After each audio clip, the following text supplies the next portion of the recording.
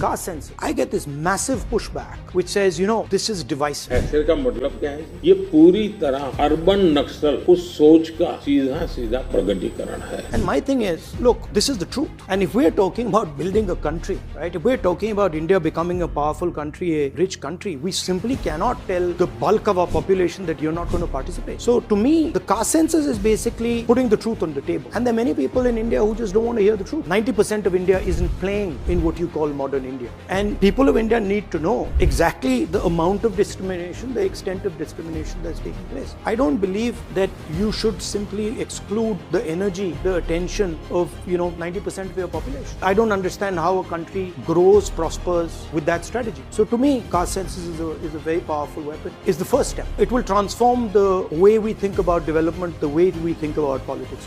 We don't want an India where lower castes, Dalits, tribals do not play. That's not acceptable to us, and we're going to challenge that. We've challenged it in Telangana. We've challenged it in Karnataka. And we're going to challenge it in India. If you look at the work that the Telangana government and the Karnataka government are doing, and particularly what I was talking about the caste census, those are two completely revolutionary ideas, and we feel that is a very, very powerful instrument for empowering lower castes. Caste census, आपने देखा कि caste census जो कि है जातिगत जनगणना, जो कि 2024 के लोकसभा चुनाव का एक बहुत बड़ा मुद्दा था और जिसकी वजह से कांग्रेस को बहुत फायदा हुआ और विपक्षी पार्टी को बहुत फायदा हुआ, और मैं शॉर्ट में कहूँ तो जो इंडिया अलायंस है उसको बहुत ही फायदा हुआ. तो आपने देखा कि राहुल गांधी जी यहाँ पे कास्ट सेंसस क्यों जरूरी है ये समझा रहे थे. उस पर ही पीएम मोदी जी ने ये कहा कि कास्ट सेंसस जो है वो बिल्कुल गलत है.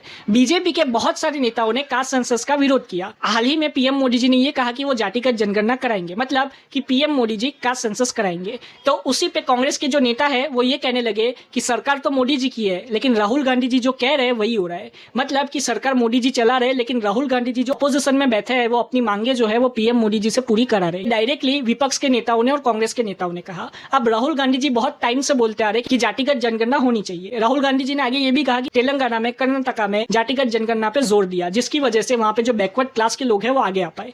अब राहुल गांधी जी ने आगे ये भी कहा कि जातिगत जनगणना से हमको ये पता चलेगा कि कौन सी जाति की कितनी भागीदारी है. मतलब कि ऐसा नहीं होना चाहिए कि सिर्फ जब बड़ी जात है वो आगे बढ़ती रहे और छोटी जात जो है वो पीछे चली जाए. ये डायरेक्टली राहुल गांधी जी ने कहा. इसीलिए राहुल गांधी जी ने कहा कि जातिगत जनगणना जरूरी है. अखिलेश यादव जी ने भी राहुल गांधी जी का सपोर्ट किया था पार्लियामेंट पे, लेकिन उस पर ही टकराव चालू हो गया था और विपक्ष और रूलिंग पार्टी जो थी उस पर वार पलटवार कर रही थी. लेकिन पीएम मोदी जी ने कह दिया कि हम जातिगत जनगणना करा के रहेंगे. अब ये क्यों किया? तो पीएम मोदी जी को भी पता है कि जाति की राजनीति जो है वो बिहार में काम आ सकती है, क्योंकि बिहार में जो पॉलिटिक्स होती है वो जाति की होती है. और जातिगत जनगणना का जो मुद्दा है बिहार में, उसके पक्ष में जेडीयू भी है और एलजेपी जो है चिराग पासवान जी की, वो भी उसके पक्ष में है. तो यही वजह है कि बिहार इलेक्शन नजदीक आ रहा है, इसीलिए पीएम मोदी जी जातिगत जनगणना के साथ है और वो उसका विरोध नहीं कर रहे. मैं आगे ये भी बता दूं कि पीएम मोदी जी ने कोई डेट नहीं बताई. पीएम मोदी जी ने ये नहीं कहा कि ये दिन पे हम जातिगत जनगणना कराएंगे, ऐसा कुछ नहीं कहा. पीएम मोदी जी ने सिर्फ ये कहा है कि जातिगत जनगणना होगी. अब उसी पे जो बीजेपी के नेता है वो अब ये कह रहे हैं कि जातिगत जनगणना पीएम मोदी जी का मास्टर स्ट्रोक है, लेकिन कांग्रेस और विपक्षी पार्टियों का यह कहना है कि पीएम मोदी जी तो जातिगत जनगणना के अगेंस्ट थे. अब पीएम मोदी जी खुद जातिगत जनगणना की बात कर रहे हैं, इसका मतलब कि पीएम मोदी जी ने भी अपनी गलती मानी है. लेकिन ये तो आने वाला वक्त ही बताएगा कि जातिगत जनगणना से सच में हमारे देश को फायदा होता है या नहीं होता. आप अपनी राय कमेंट में जरूर बताएं. जय हिंद.